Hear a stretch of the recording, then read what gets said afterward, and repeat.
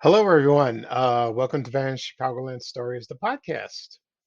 I'm your host, Pete Costanas. This is episode 139, season 6. And today's date is June 12th, 2022. And believe it or not, I did another podcast episode yesterday, and also another one on my other podcast, TV Oblivion. I will do that one today as well. Today's episode, I will talk about Wanzer Dairy, and it was a company based in Chicago. I'll talk about its history and my memories of it. Also, I'll do a recap of past posts on my Facebook page, Vanished Chicagoland.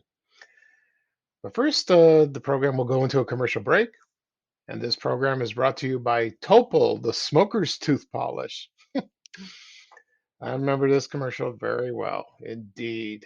And the commercial is from 1980, so enjoy, everybody. Thank you.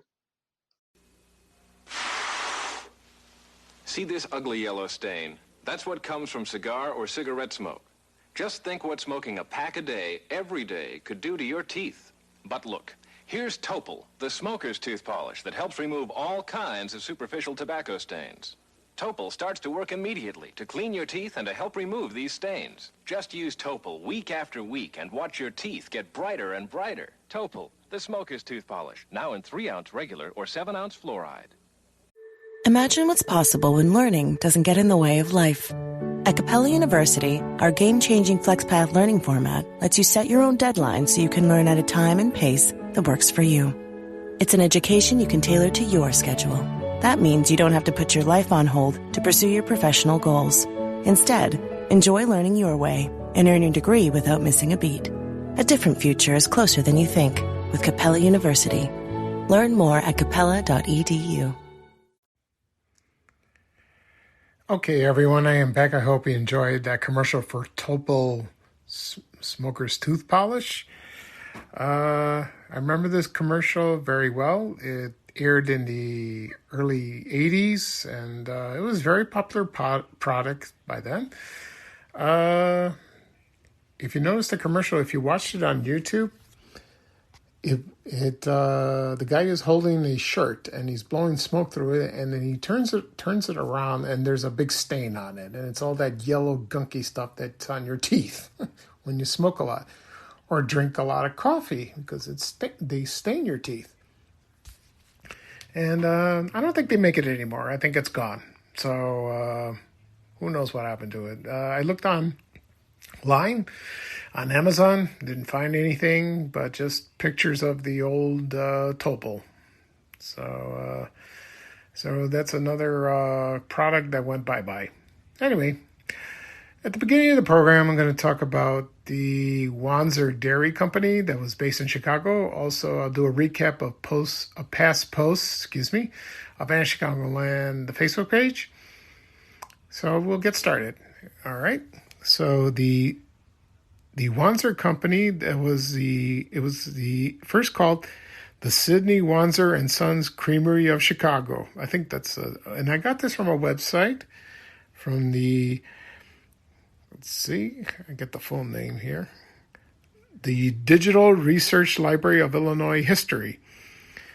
And that's the only thing I could find about the history of the place, so I'm going to read from that, and you can look it up online if you'd like. And it was founded by a man named Sidney Wanzer. He was the son of Nicholas and Betsy Wanzer, and he had an older brother, Moses, and he followed him to Dundee Township in Kane County, Illinois. And then it was about around 1840. He married a woman named Jane, and she was from Vermont on October 22nd, 1857 in Elgin, Illinois. And he started hauling his country fresh milk with a horse and wagon in the Elgin-Dundee area, and then to Chicago in 1857. Then he partnered with his brother to form the Wanzer Dairy in Chicago. Then they were one of the first pioneers to use glass milk bottles. And there was testing to see, for refrigeration, for storage. And they added pasteurization, which was invented by Louis Pasteur. And that kills the bacteria in the milk. And then the brothers owned a plant. They opened it at 55th Street and the Dan Ryan. So that's about, I think Wentworth. Yeah, about Wentworth Avenue. That was before the Dan Ryan, which was Garfield Boulevard. And there was the bakery, the Schulze Bakery, that was next door to that, or it was around there. And they opened two other Southside plants, and then they had a distribution center on Lawrence Avenue on the north side. It was between around Damon Avenue, around Ravenswood. It was the Ravenswood area. Sidney Wanzer had 10 kids. Yeah, 10 children. That's a lot. Wow. And in 1948, he began publishing a magazine. It was called Wanzer's Kitchen Adventures, with stories and recipes of using milk, cream, eggnog. A lot of people mentioned that on my Facebook page, that the eggnog was awesome. I never tried it. I love eggnog. I really do. And it was only published for about 3 years, and then it ceased publication in April of 1951. That started in November 1948. And the spokesperson in the beginning of Wanzer's Milk was an actress and a pioneer in early television, also in Chicago television. Her name was Carmelita Pope. She was the spokesperson, and she's the one that she would hold a half a gallon, a carton of milk, and say, "Wanzer on milk is like sterling on silver."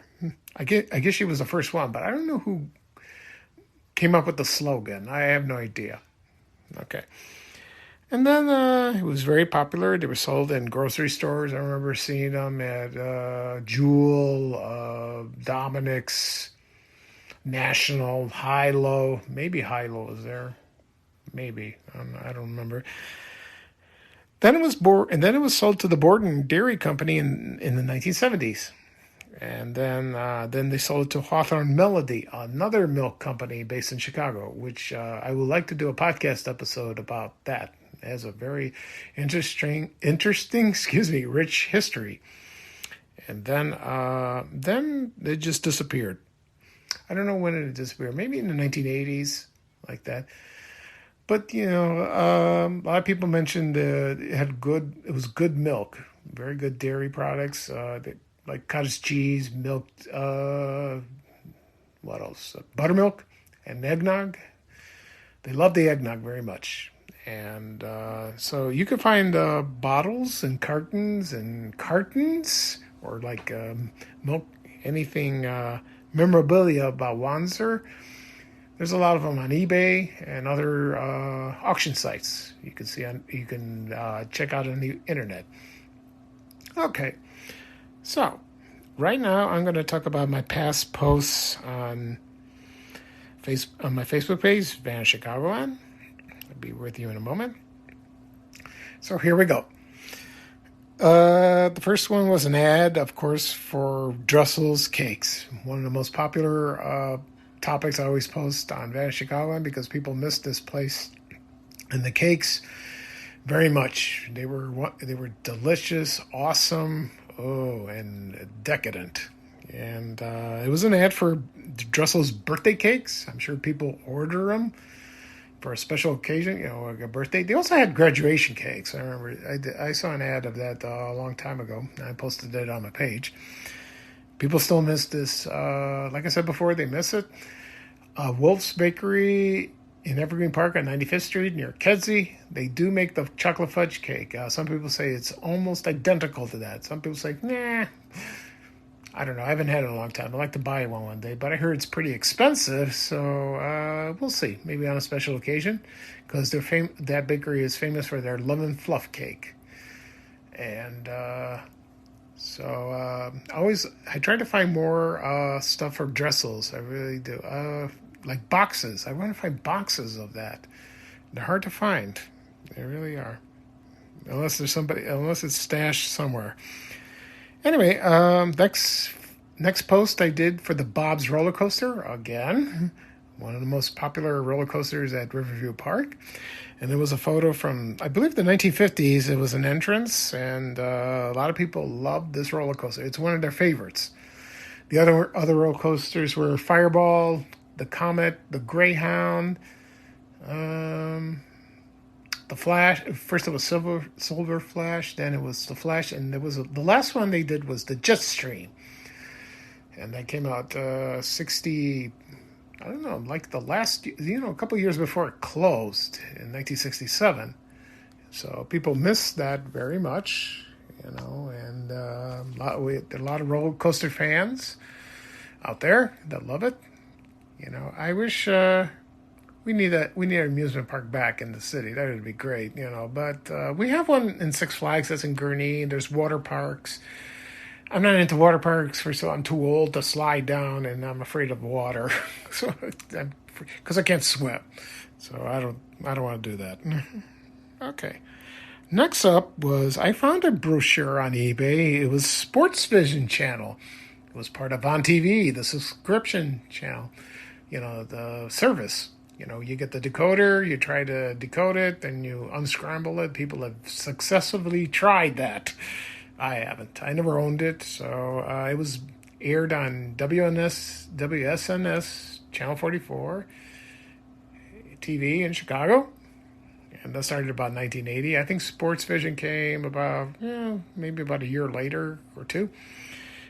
And I found the brochure, and they aired most of the major sports teams, like the Chicago White Sox, Chicago Sting, the Chicago Blackhawks, and the Chicago Bulls. Not the Chicago Cubs. The Cubs broadcasted on WGN TV Channel 9.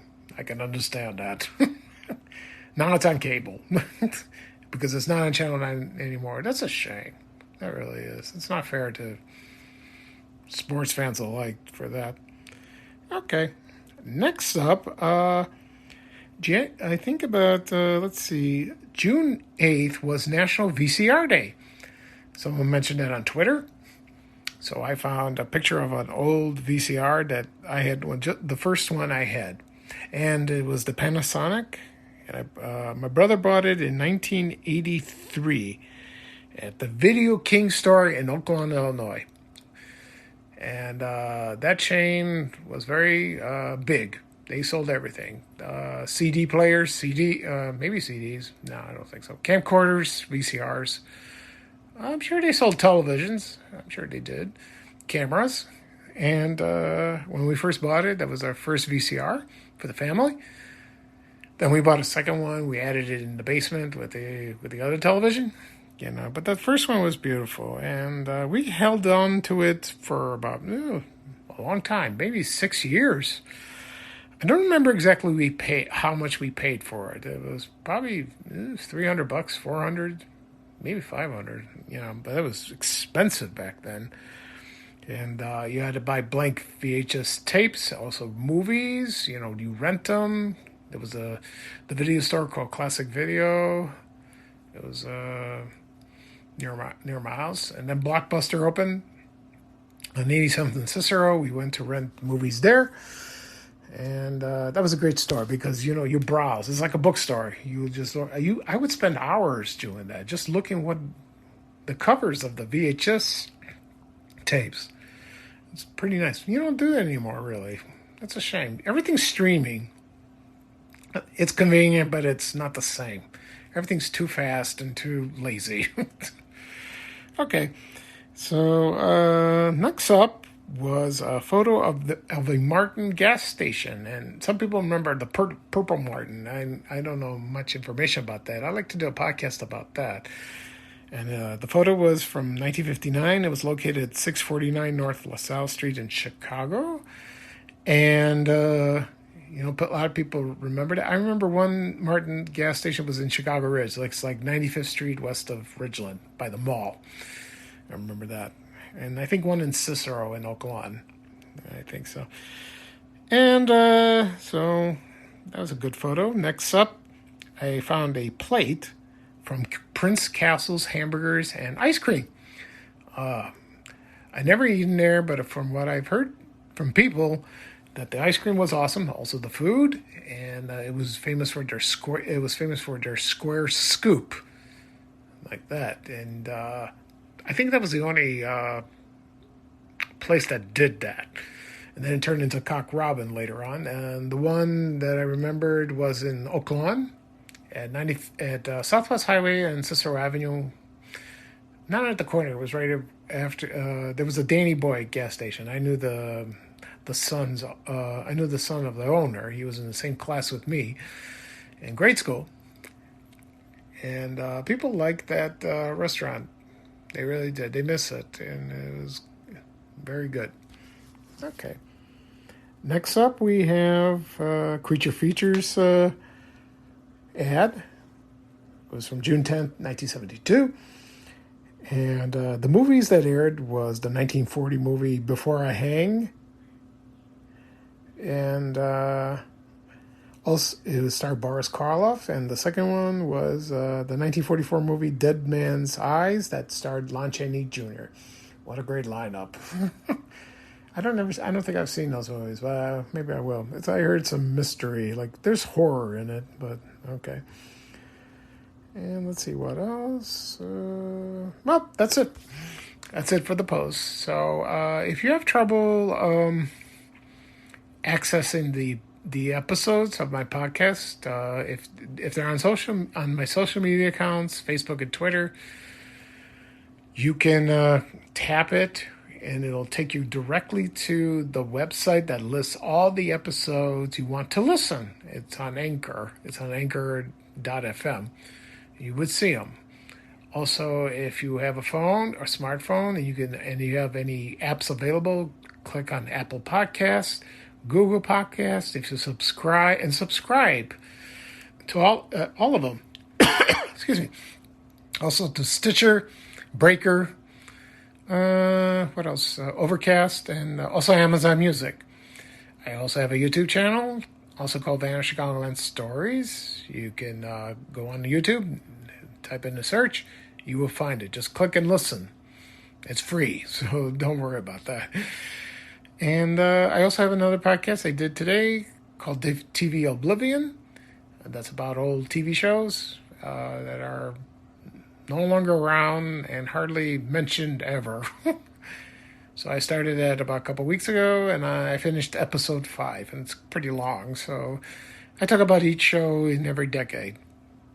It's a lot of fun. I love it, doing it. Okay. So that'll be all today. This is Pico Stylish, your host for Vanished Chicagoland Stories, the podcast. Thank you for joining me. I'll have another episode sometime this week. We'll see. It's going to be a hot week. Well, only a couple of days. Tuesday, Wednesday. We'll see. That would be episode 140, I believe. So everyone have a good day. Thank you for listening to me. And here is Ray Rayner with a little traveling music saying bye-bye for now. And here's bye-bye for me. Excuse me. Take care, everyone. So long. We have to go. Bye, bye, bye.